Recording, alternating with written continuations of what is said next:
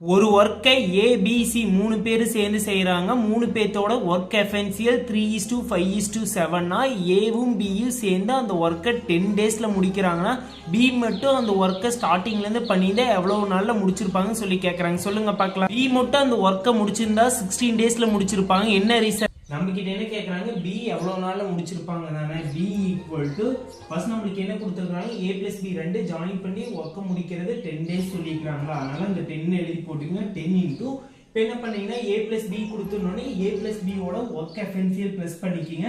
அதுவே இங்கே A+C கொடுத்துருந்தாங்கன்னா ஏவு சியோட ஒர்க் எஃபென்சியல் ப்ளஸ் பண்ணிக்கிங்க. ப்ளஸ் பண்ண என்ன வருது, 5+3 ப்ளஸ் பண்ணீங்கன்னா என்ன வருது, 8 வருதா. 8 இங்கே போட்டுக்கோங்க பை. அடுத்தது என்ன பண்றீங்கன்னா நம்ம கிட்ட என்ன கேட்டுருக்காங்க, பி தானே.